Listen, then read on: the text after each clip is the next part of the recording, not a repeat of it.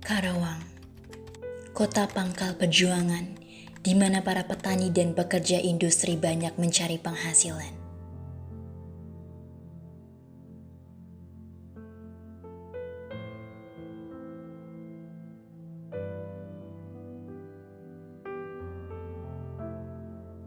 Desember 2019, dunia dihebohkan dengan kasus virus yang ditemukan di kota Cina dan masyarakat diminta untuk waspada. Hingga pada 11 Maret 2020, World Health Organization (WHO) resmi menetapkan kasus wabah coronavirus disease 19 sebagai pandemi global. Merespon keputusan WHO atas coronavirus disease 19, pemerintah Indonesia mulai menerapkan pembatasan dengan kebijakan jaga jarak sosial dan menghindari kerumunan sejak awal Maret 2020. Kebijakan itu telah menurunkan secara drastis aktivitas dan pergerakan masyarakat. Pada tahun 2021 ini, COVID-19 menjadi perhatian yang sangat besar bagi bangsa Indonesia. Banyak kerugian yang ditimbulkan dari pandemi ini, yang berdampak pada perekonomian. Banyak masyarakat yang mengeluh dan terhenti aktivitasnya karena pandemi COVID-19. Banyak perusahaan-perusahaan yang saat ini khususnya di wilayah perkantoran ya, itu banyak yang menerapkan kebijakan work from home dan juga work from office. Ada yang menerapkan kebijakan work from home 75%, ada yang menerapkan kebijakan work from home 100%. Berbeda-beda tergantung dari bidang atau bisnis dari perusahaan tersebut. Nah, di perusahaan saya kebetulan di bidang pertanian, itu kalau di kantor, di head office di Jakarta, kurang lebih sekitar 75% melakukan work from home. Dan sebagiannya adalah di divisi yang cukup kritikal seperti finance dan juga administrasinya. Berkaitan dengan kebijakan work from home, kemudian work from office, kaitan dengan ekonomi, memang sebenarnya akan ada terjadi penurunan ya, penurunan dalam arti yang biasanya teman-teman bekerja itu menggunakan transportasi massal seperti bis, kereta, kemudian angkutan-angkutan umum.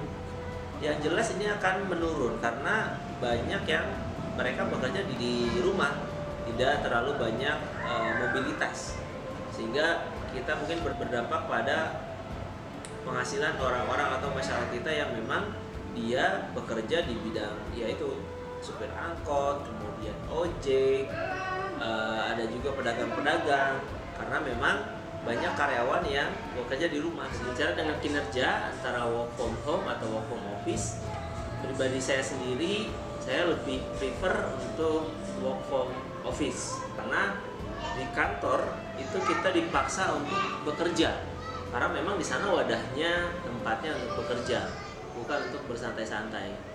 Jadi di sana itu kita walaupun memang punya tekanan yang tinggi, tapi memang kita di push untuk melakukan kerja secara efektif dan secara cepat. Tetapi ketika kita bekerja di rumah, itu jujur memang banyak kendala. Kendalanya macam-macam, waktunya, kemudian keluarga, karena kita harus menyeimbangkan mana kerjaan, mana keluarga. Jadi ada beberapa, ya sebenarnya plus minus sebenarnya kalau memang work from home. Yang pertama plusnya adalah kita bisa ketemu keluarga setiap hari. Itu plusnya dengan kinerja dengan melakukan kerja dari rumah atau work from home. Itu yang pertama. Yang minusnya adalah yang pertama banyak gangguan dari sisi keluarga, butuh apa, dan itu memang mau tidak mau kita harus handle. Kemudian yang kedua adalah waktu, terkait waktu. Terkadang kerja di rumah itu tidak ada batasan waktu loh. Kita bekerja bisa jadi dari pagi jam 7 pagi itu melakukan meeting sampai dengan jam 8 malam. Tapi justru itu yang dimanfaatkan oleh teman-teman kita, staff ataupun customer kita untuk melakukan koordinasi, melakukan rapat secara online, ya seperti itu. Belum lagi satu lagi internet, itu yang pasti. Kalau kerja di rumah, pastikan jaringan internet kita harus full, dan itu pun jadi costing juga sih menurut saya. Jadi dari sisi saya kalau kerja itu lebih bagus work from office, karena itu akan lebih efektif dan lebih cepat untuk menyelesaikan pekerjaan, berbeda dengan work from home. Dalam kondisi pandemi, masyarakat mengalami kondisi psikologis takut tertular virus COVID, dan dengan adanya himbauan stay at home, membuat masyarakat lebih waspada dan melakukan banyak aktivitas di rumah. Himbauan stay at home menyebabkan banyak perubahan terhadap kebiasaan masyarakat. Segala sesuatu dilakukan di rumah, dimulai dari bekerja, beribadah, dan pemenuhan kebutuhan sehari-hari. Contoh PPKM mah pesan online-nya jadi berkurang ya. Yang pendapatan oge paling aya 2 paling seueur 5 pesanan.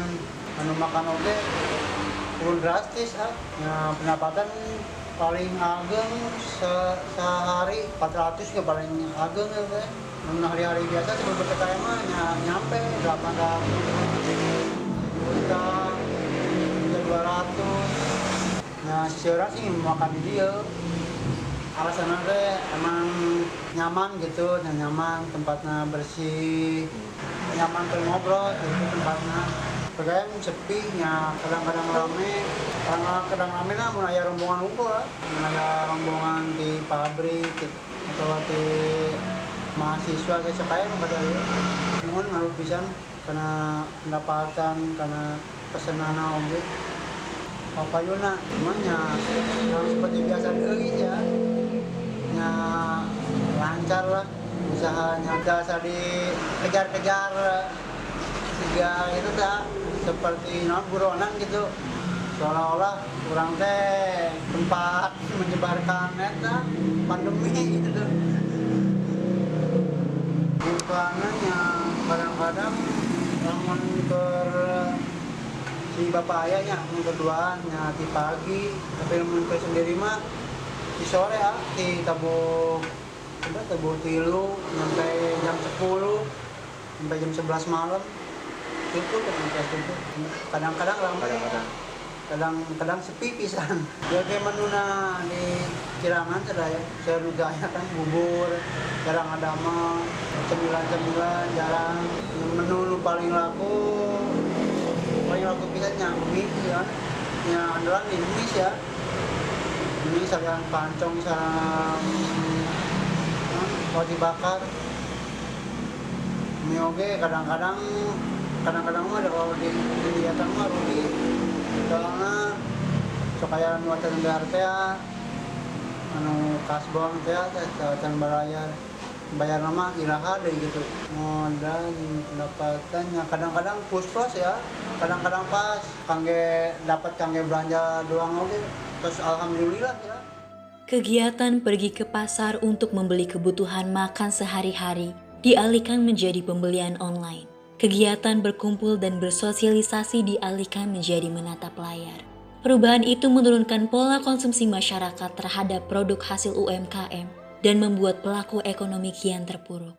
Namun, pandemi ini bukanlah akhir dari segalanya. Kita bisa tetap bertahan dengan melakukan adaptasi baru, dimulai dari langkah kecil penuh konsistensi. Jika kita ingin berhasil, mari kita satukan visi untuk bangkit bersama melawan pandemi, hidupkan revolusi, dan tegakkan kembali ekonomi.